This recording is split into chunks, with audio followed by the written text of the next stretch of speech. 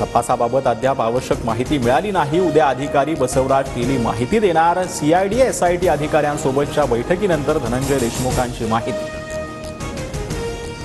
बीड हत्या प्रकरणात तपास करणारे अधिकारी बदलले। तपास पथकात बसवराज तेली आणि अनिल गुजर यांना कायम ठेवलं। सुभाष मुठे, शर्मिला साळुंके, दीपाली पवार, अक्षय कुमार ठिंकणे नवे अधिकारी असणार। कुणालाही दयामाया दाखवू नका, एकही आरोपी सुटता कामा नये। मुख्यमंत्र्यांच्या बीड एसपी सीआयडी अधिकाऱ्यांना फोन। सरपंच देशमुख हत्या प्रकरणी तपासाचा आढावा घेतला। शासनानं बीड हत्या प्रकरण गांभीर्यानं घेतलंय। कुणीही तपासातून सुटणार नाही। उपमुख्यमंत्री एकनाथ शिंदेंची ग्वाही। संतोष देशमुखांचे बंधू धनंजय देशमुखांसोबत संवाद साधणार असल्याची देखील माहिती। वाल्मिक कराडवर का मकोका लावत नाही? खासदार बजरंग सोनावणेंचा राज्य सरकारवर निशाणा। मुख्यमंत्र्यांसह शहांना भेटून सीबीआय चौकशीची मागणी करणार। अंजली दमानियांकडून आवादा कंपनीच्या खंडणीशी संबंधित एफआयआर ट्विट। 28 मेच्या एफआयआरची चौकशी झाली का हे तेव्हाच थांबलं असतं तर संतोष देशमुखांनी प्राण गमावले नसते। दमानियांचा प्रशासनाला सवाल। वाल्मिक कराडचा मुलगा सुशील विरोधात सोलापूर कोर्टात दाखल फिर्यादीवरती सुनावणी। एमआयडीसी पोलिसांना अहवाल सादर करण्याचे आदेश।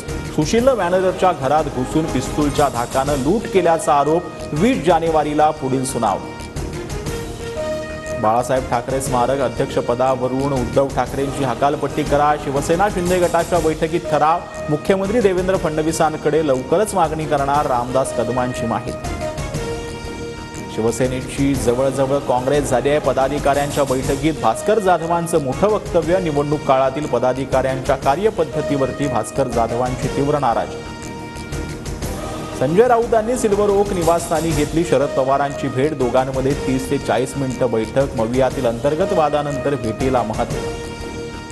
नागपूरसह नाशिकात नायलॉन मांजा विक्रेत्यांविरुद्ध मोठी कारवाई। 18 लाख रुपयांचा नायलॉन मांजावर फिरवला रोड रोलर। 7 आरोपींना अटक। 26 मांजा विक्रेत्यांवर गुन्हे दाखल। सोयाबीन उत्पादक शेतकऱ्यांसाठी आनंदाची बातमी। राज्यातील सोयाबीन खरेदी 31 जानेवारीपर्यंत सुरू राहणार। मुख्यमंत्री फडणवीसांची विनंती केंद्रीय कृषी मंत्र्यांकडून मान्य। सोलापुरात ग्रामदैवत सिद्धेश्वर रामेश्वराची महाराज यात्रेतील अक्षदा सोहळा संपन्न। महाराष्ट्रासह कर्नाटक, आंध्र, तेलंगणामधून लाखो भाविकांची उपस्थिती। पौष पौर्णिमेच्या शुभमुहूर्तावरती महाकुंभ मेळाव्याला सुरुवात। महाकुंभात 1.5 कोटी भाविकांचं स्नान। संगमापर्यंत 12 किमी पायी यात्रा। 60,000 सैनिक तैनात। सर्वत्र उत्साहाचं वातावरण।